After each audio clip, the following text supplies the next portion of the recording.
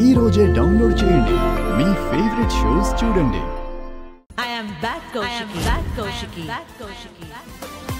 అంటే ఈ రంగాగాడి వెనకుండి నాకు డబ్బులు ఇప్పించింది ఈ ఇంద్రాణినా? అయిపోయింది, అంతా అయిపోయింది. ఈ నిషి మొత్తం నాశనం చేసింది. ఆ అమ్మిని చూస్తేనే మా కౌశికి ఈడ ఎగిరి ఆడలేస్తుంది. అట్లాంటిది నిషిని కలిసేదానికొచ్చింది. ఈ పొద్దు ఇంట్లో మూడో ప్రపంచ యుద్ధం జరిగి తీరుతుందేమో.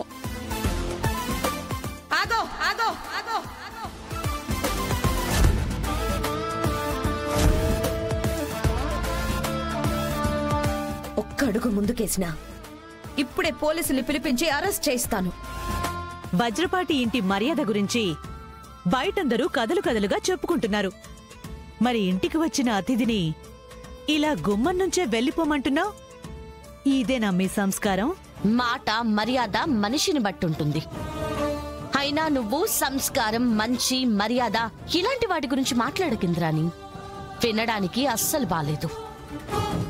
ఒక్కసారి ఈ ఫ్యామిలీ జోలికి వచ్చినందుకే పరువు పోయింది, ఆస్తులు పోయాయి, జైలు పాలయ్యావు. ఇంత జరిగా కూడా నీకు బుద్ధి రాలేదంటే ఏమన్నాలో కూడా తెలియట్లేదు. ఇంకా ఈ ఇంద్రాణితో మాట్లాడి కౌశికి, ముందు పోలీసులకు ఫోన్ చేసి ఇంద్రాణి ఇంటికొచ్చి గొడవ చేస్తుందని చెప్పు. పోలీసులకే కదా చే కౌశికి. నేను, నిషిక అందరం కలిసి మాట్లాడదాం.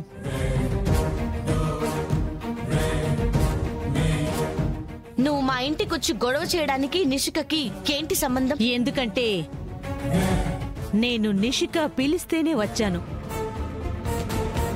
నిషికని కలవడానికి వచ్చాను. ఏంటి, నిషికని కలవడానికి వచ్చావా?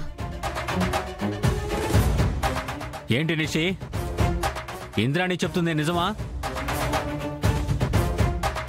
అమ్మి, ఏంటిదంతా? ఇందాకే కదా భద్రంగా ఉండండి, ఏం చేసినా ఆచితూచి ఆలోచించి చెయ్యండి అని చిలక్కి చెప్పినట్టు చెప్పినా?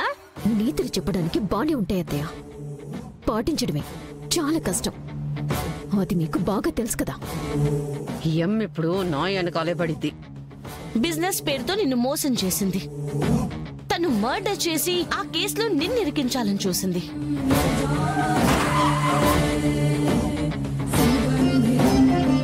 ఈ ఇంటి పరువుని మీడియాలో పెట్టింది.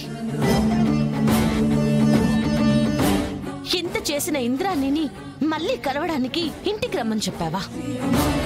అప్పుడు మోసపోవడం నీ తప్పైతే ఈసారి మళ్ళీ మోసపోవడం నీ మూర్ఖత్వం నిషి. అసలు ఇంద్రాణిని ఎందుకు కలవాలనుకున్నావు నిషి? ఎందుకు ఇంటికి రమ్మని చెప్పావు? అడుగుతుంటే చెప్పవేంటమ్మా, చెప్పు. వదిన మావయ్య గారు మాట్లాడుతుంది నీతోనే నిషి. ఇంద్రాణిని ఎందుకు ఇంటికి రమ్మని చెప్పావు?